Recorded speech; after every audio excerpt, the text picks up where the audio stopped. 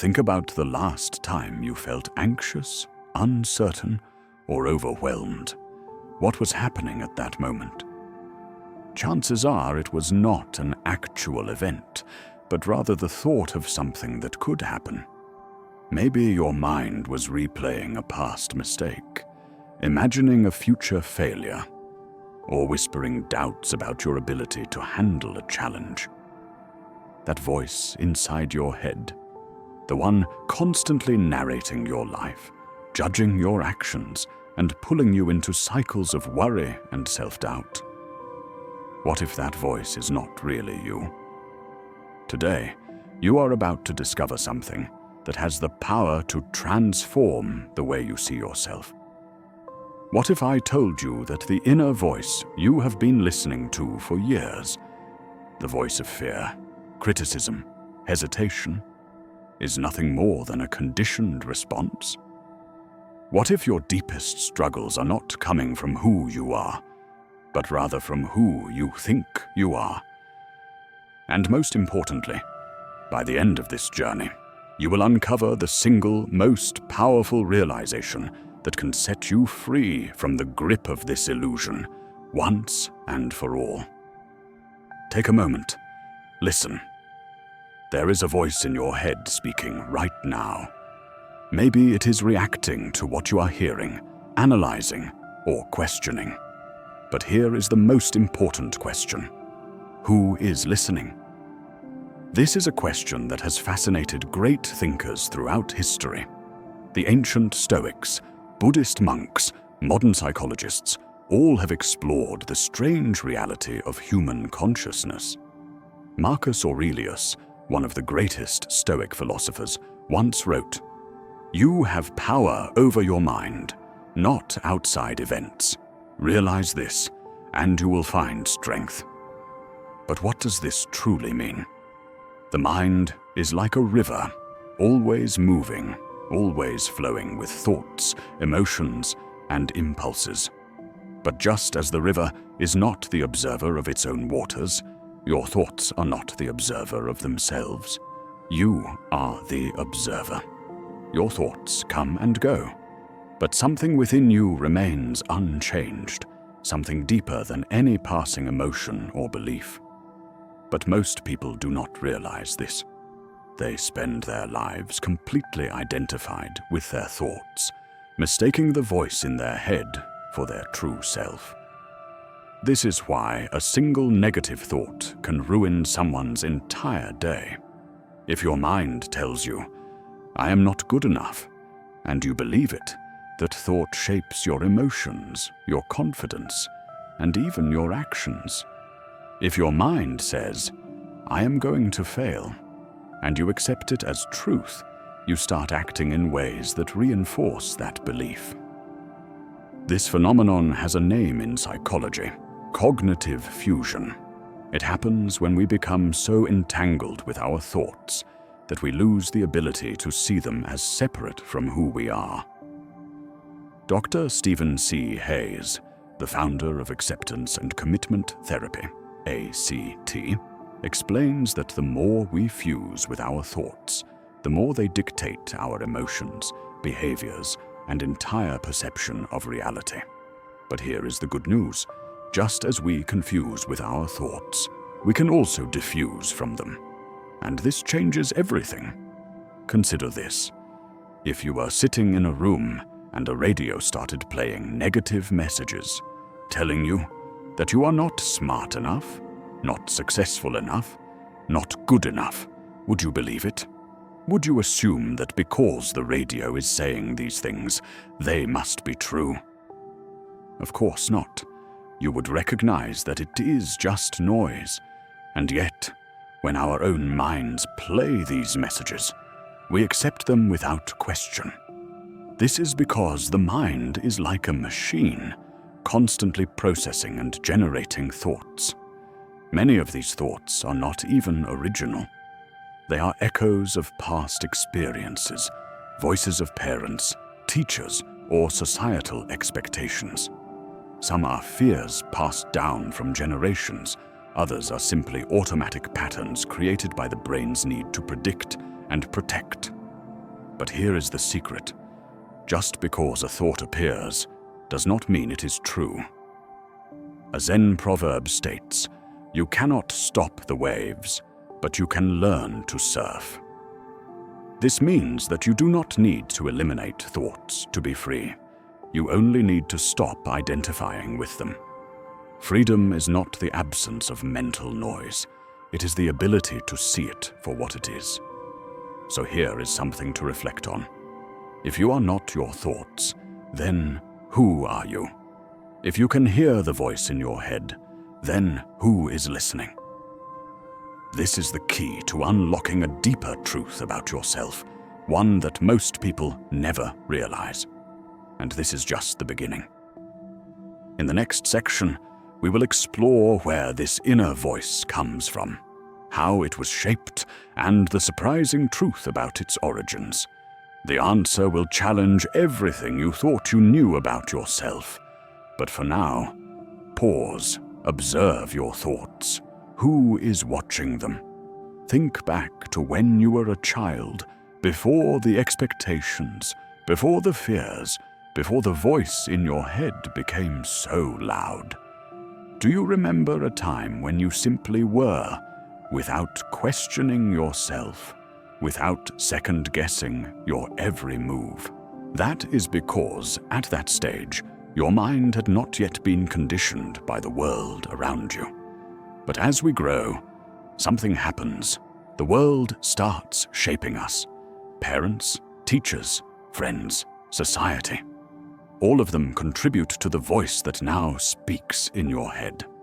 A child who is constantly criticized may grow up with an inner voice that says, "I am not good enough." A child who is told to always be careful may develop a voice that constantly warns, "Do not take risks, it is not safe." These voices start as external messages, but over time they become internalized, blending into our thoughts so seamlessly that we mistake them for our own. Sigmund Freud, the father of psychoanalysis, described this process as the formation of the superego, the internalized voice of authority that dictates what is acceptable and what is not. It is the voice that keeps you in check, enforcing societal rules and personal limitations. But here is the problem. While this voice can serve a purpose in keeping us functional in society, it can also become a prison. It can keep us trapped in cycles of self-doubt, perfectionism, and fear of failure. Carl Jung, another great psychologist, took this idea further. He believed that within each person exists both a persona, the mask we wear for the world, and a shadow, the parts of ourselves we repress. The inner voice often works to maintain the persona while suppressing the shadow. It tells us what we should and should not do, who we should and should not be. It makes us fearful of stepping outside the lines, of embracing our full potential, because doing so might disrupt the carefully crafted identity we have built. But what happens when you challenge this voice? When you begin to recognize it not as your truth, but as conditioning? Consider this. If a parrot has been trained to repeat negative phrases, does that mean the parrot believes those words? No, it is simply repeating what it has been taught. And yet, we often treat our own thoughts as absolute truths, even though many of them are nothing more than echoes of past experiences. The neuroscientist Dr. Joe Dispenza explains that the brain is like a record of the past. The thoughts you think most often create neural pathways, strengthening those patterns over time. This is why someone who has spent years thinking negative thoughts will find it difficult to break free. The brain has been wired to default to those patterns. But the good news, just as the brain can be conditioned into limitation, it can also be reconditioned for freedom. This is where awareness becomes your greatest power. When you start to observe your thoughts instead of automatically believing them, something incredible happens. You create space between the voice and your true self. That space is the beginning of freedom. Because in that space, you realize something profound. If you can see the thought, then you are not the thought. If you can hear the voice, then you are not the voice. Eckhart Tolle, the author of The Power of Now, calls this realization the awakening of consciousness. He explains that most people live their entire lives as if they are trapped inside their minds, never questioning the constant stream of thoughts that dictate their reality. But the moment you witness the mind, instead of identifying with it, you step into a deeper awareness, one that is beyond thought, beyond conditioning, beyond fear. Now think about how this applies to your life. How many of your daily struggles, anxieties, and fears are actually coming from reality? And how many are simply coming from the voice in your head? How often do you stop yourself from taking action because of an imagined outcome that has not even happened? How much of your stress is created by thoughts about the future or the past? Things that are not even real in the present moment. Here is a challenge for you. Over the next 24 hours, start paying attention to your inner dialogue. Notice the words, the tone, the patterns. Do not try to change them. Just observe. You may be surprised by what you find. You may realize that much of what your mind tells you is not helpful, not necessary, and most importantly, not you. But if you are not the voice in your head, then who are you? If your thoughts are just conditioned responses, then what lies beyond them?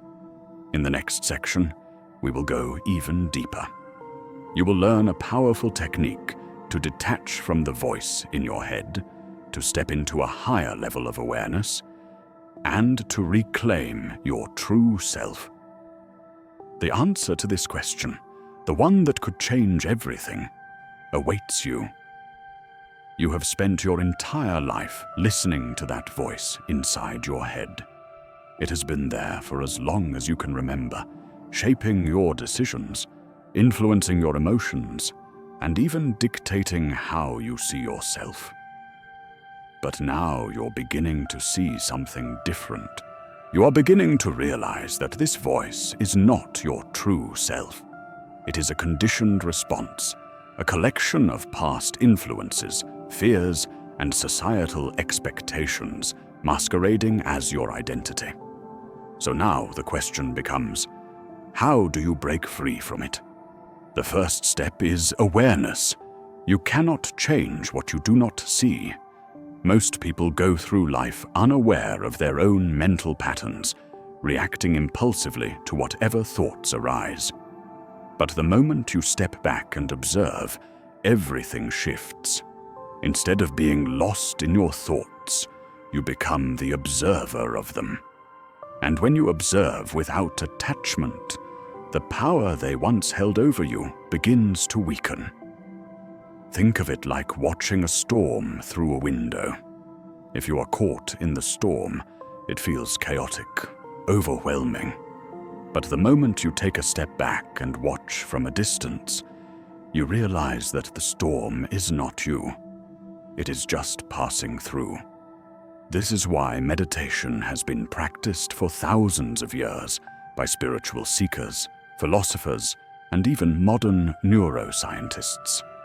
Meditation is not about silencing the mind. It is about seeing it clearly.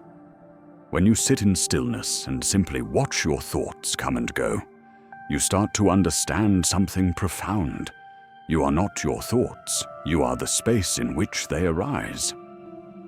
The renowned spiritual teacher Ram Dass once said, "The mind is like a crazy monkey jumping from branch to branch, but the moment you stop chasing it, you realize you are not the monkey." But awareness alone is not enough. you must also learn to disidentify from the voice. Disidentification means realizing on a deep level that your thoughts have no power over you unless you choose to believe them. Just because your mind says something does not make it true. The mind will tell you that you are not good enough, not capable, not worthy. But those are just old recordings, echoes of past conditioning. When you stop reacting and start questioning, those illusions begin to dissolve. Here is an exercise. The next time a negative thought arises, instead of believing it, ask yourself, who is thinking this thought? If you can hear the thought, then clearly you are not it. You are something deeper, something beyond. And the more you practice this, the more the inner voice loses its grip. But what happens when the mind resists? What happens when the voice tries to pull you back into its old patterns? This is where most people struggle.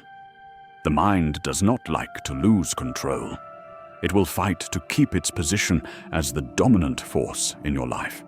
It will try to convince you that it is you, that its fears are real, that its limitations are absolute. But here is the truth. The mind is not your enemy. It is just a tool. And like any tool, it works best when you are the one in control.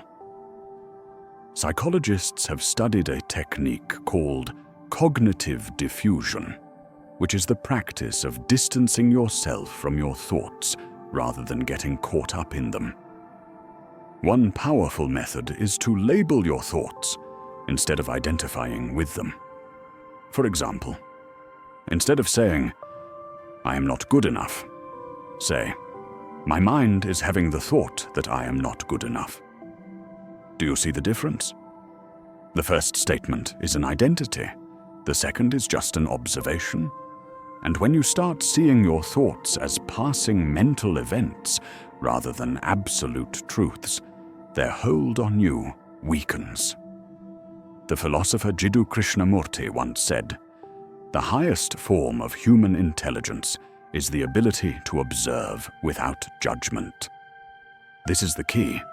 When you watch your mind without reacting, without judging, without believing every word it says, you reclaim your power. Now you may be wondering, if I am not my thoughts, then who am I?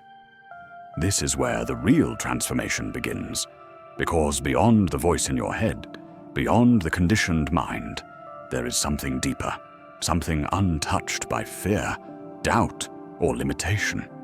It is the awareness that has been watching all along. It is the presence that exists beneath all the noise. Some call it the true self, others call it pure consciousness. But no matter what name you give it, the experience is the same. When you stop identifying with the mind, you feel a deep sense of peace, clarity, and freedom. You realize that nothing external can define you, because your essence is beyond thought, beyond form. In the final part of this journey, we will uncover the most powerful truth of all. The realization that once you stop believing in the inner voice, you become limitless. You will see how to step fully into your true nature, no longer controlled by old patterns, but free to create, to live, to be. The answer awaits. You have come this far. You have begun to question the voice in your head, to observe it, to separate yourself from it. And now you are on the edge of the most powerful realization of all, the one that can change everything. If the voice inside your mind is not truly you, then what is left?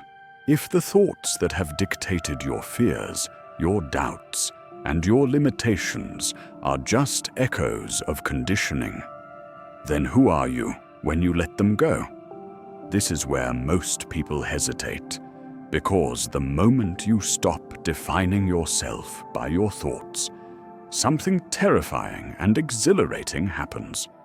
You enter the unknown. For your entire life, your sense of identity has been built around the stories your mind tells, the roles you play, the fears you carry, the beliefs you hold. All of these have shaped your perception of yourself. But when you realize that none of it is truly you, a space opens up, a silence beneath the noise, a stillness beneath the chaos. And in that space, there is infinite possibility. Think about it. If you are no longer controlled by the inner voice that has dictated your every move, then what else is possible? If you are no longer bound by the fears and limitations of the mind, what could you become? This is not just a philosophical question. It is the key to true freedom. The great mystic Rumi once said, "You were born with wings. Why prefer to crawl through life?" The reason most people feel trapped is not because the world is against them. It is because their own minds are keeping them small.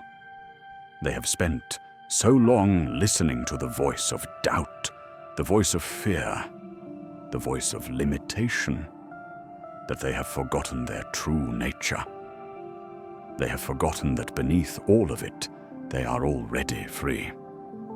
So how do you step into this freedom? How do you live beyond the mind's illusion? The answer is simple, but not always easy. You stop believing in the story. Every limitation you think you have is just a story your mind has repeated so many times that it feels real. I am not good enough. I cannot change. I am too old, too young, too broken, too lost. But none of these are truths. They are just thoughts. And thoughts only have power when you believe in them. What happens when you stop? When you stop believing in your limitations, you become limitless. When you stop identifying with fear, you become fearless. When you stop attaching to the voice in your head, you discover the vast, boundless presence that has been with you all along. This is why great thinkers, spiritual teachers, and philosophers throughout history have spoken of the same truth in different ways. Lao Tzu, the ancient Chinese sage, said, "When I let go of who I am, I become what I might be." The Buddha taught that suffering comes from attachment, not to things, but to thoughts. Even modern neuroscience confirms this. The brain is plastic, meaning it can rewire itself. You are not fixed, you are not stuck. You are not the prisoner of your past or your mind. You are something far greater. And when you fully embrace this truth, everything changes. You no longer react to life from a place of fear. You no longer live by the old script that your mind has been playing on repeat. Instead, you move from a place of deep awareness, of presence, of creation. Imagine walking through your day without the constant voice of doubt. Imagine making decisions without being held back by fear. Imagine experiencing life, not as a collection of worries, but as a flowing, effortless unfolding. This is not fantasy. It is reality for those who wake up from the illusion of the mind. And now the choice is yours. Will you continue to listen to the old voice, the voice that keeps you small, the voice that is not really you? Or will you step beyond it into the truth of who you really are? You already know the answer, because the moment you stop believing in the mind's illusion, you step into something far greater, the limitless awareness that has been watching all along. This is your true nature. This is your freedom, and it has been here the entire time. Thanks for watching.